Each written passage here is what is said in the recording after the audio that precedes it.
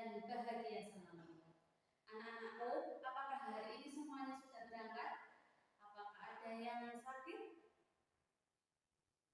Alhamdulillah, kelas 4 dan 5 hari ini berangkat semua. Ustazah Muda hari ini akan mengajar kelas 4 dan 5 karena Ustazah Alda berhalangan hadir dikarenakan beliau sedang sakit. Apakah kalian sudah siap belajar? Mari, sebelum kita belajar agar lebih semangat, kita menyanyikan terlebih dahulu mengenal beberapa suku yang ada di Indonesia. Sudah siap? 1, 2, 3. Nah, untuk kelas 4 kita akan belajar sistem pemerintahan desa dan kecamatan. Dan untuk kelas 5 kita akan belajar tentang Negara Kesatuan Republik Indonesia. Anak-anak kelas 4, apakah Anda sudah tahu? Kalian sudah tahu belum ya? Apa itu pemerintahan desa maupun pemerintahan kecamatan? Desa adalah pembagian wilayah administratif di Indonesia di bawah kecamatan yang dipimpin oleh kepala desa. Menurut peraturan pemerintah nomor 72 tentang desa disebut bahwa desa adalah kesatuan masyarakat hukum yang memiliki batas-batas wilayah yang berwenang. Desa adalah wilayah yang ditempati sejumlah penduduk dan merupakan organisasi pemerintahan terendah. Di sini kita bisa lihat ada struktur organisasi pemerintah desa dan pemerintah kelurahan. Ini bedanya pemerintah desa dan pemerintah kelurahan. Kalau pemerintah kelurahan itu dipimpin oleh lurah, sedangkan pemerintah desa dipimpin oleh kepala desa. Kepala desa dibantu oleh sekretaris desa. Lalu kepala dusun atau disebut kadus, kepala dusun 2 dan kepala dusun 3. Sekretaris dibantu oleh kaum pemerintahan, kaum pembangunan, kaum kesejahteraan rakyat, kaum keuangan dan kaum umum. Sedangkan untuk struktur organisasi kelurahan ada lurah, sekretaris, kepala seksi pemerintahan, kepala seksi pemberdayaan, staf dan staf bendahara. Nah, apa sih bedanya pemerintah desa dan pemerintah kelurahan? Ya, maju. Di desa terdapat badan BPD atau Badan Perwakilan Desa, sedangkan di kelurahan adanya DPL, Dewan Kelurahan. Nah, untuk kelas 4 kalian bisa mencatat ini terlebih dahulu di buku tulisnya ya. Nah, sekarang untuk kelas 5. Kelas 5 kita akan belajar mendeskripsikan Negara Kesatuan Republik Indonesia atau biasa kita kenal sebagai NKRI. Nah, Negara Kesatuan Republik Indonesia NKRI. Nah, anak-anak tentu pasti paham bagaimana sih cara kita menjaga keutuhan negara Republik Indonesia. Coba siapa yang tahu dari kalian cara seorang pelajar menjaga keutuhan Negara Kesatuan Republik Indonesia NKRI? Baik, Mbak Amira. Bagus.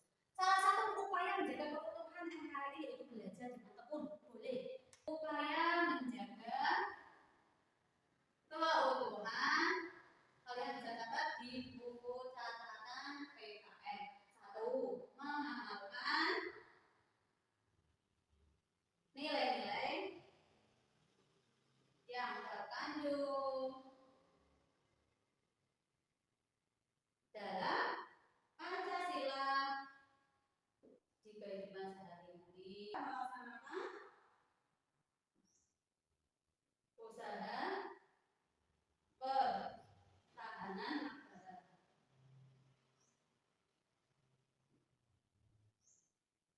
Baik. Nah, silakan untuk kelas 5 dicatat terlebih dahulu.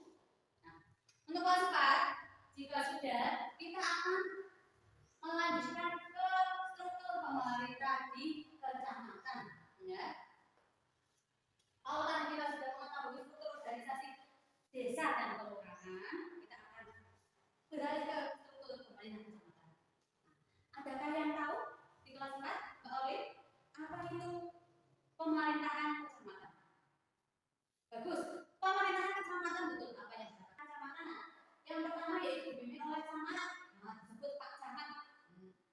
Dibantu oleh sekretaris camat, di bagian atas sama ada subbab perencanaan dan keuangan, subbab umum dan kepegawaian. Pak Camat juga dibawa kelompok jabatan fungsional. Pak Camat ada seksi tata pemerintahan, seksi ketentraman dan ketertiban, seksi pemberdayaan, seksi kesejahteraan. Apa sih tugas dan fungsinya? Tadi kalau Pak Lurah sama Pak Kades itu bertugas memimpin pemerintahan desa dan membina perekonomian serta kesejahteraan di desanya.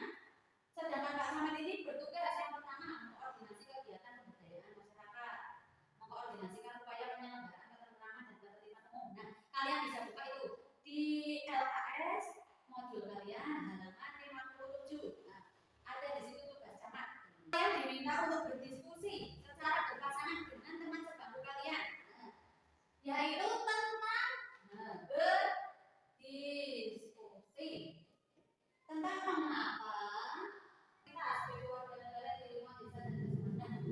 Seperti yang disampaikan tadi Mas Sapi dan Mas Fakre, kewajiban kita salah satunya yaitu berusaha menjaga dan memberdayakan potensi desa.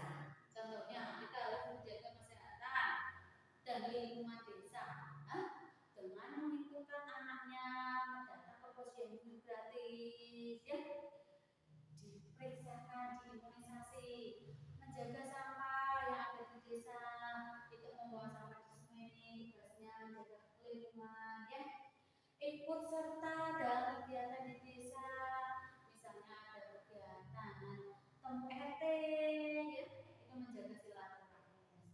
Bisa mengapa diperlukan NKRI sebagai wadah kehidupan berbangsa Indonesia? Tadi kita harus menjaga keutuhan negara kesatuan Republik Indonesia sebagaimana semboyan yang disampaikan Mbak Sulfa dan Mbak Sakila, yaitu tentang bersatu kita teguh, bercerai kita luluh. Apabila kita saling bertengkar dengan teman sekolah saja bertengkar, apalagi dengan ketika bermasyarakat, bertengkar dengan tetangga, tidak sepakat. Kalau kita menjadi warga negara yang saling bertengkar, cekcok dengan tetangga, yang tidak rukun, itu akan mudah diserang oleh negara lain yang dijajah. Makanya kita harus untuk kali ini sudah cukupkan pertemuan kali ini untuk kelas 4 dan kelas 5. Semoga kegiatan pada hari ini kita diberi ilmu yang bermanfaat, ya anak-anak, ya. Dan semoga nanti pada ada segala sembuh dan bisa belajar bersama lagi dengan kelas 5. Mari kita sebelum pulang kita bernyanyi terlebih dahulu agar semangat dan cinta tanah air kita semakin bertambah. Menyanyikan lagu Garuda Pancasila.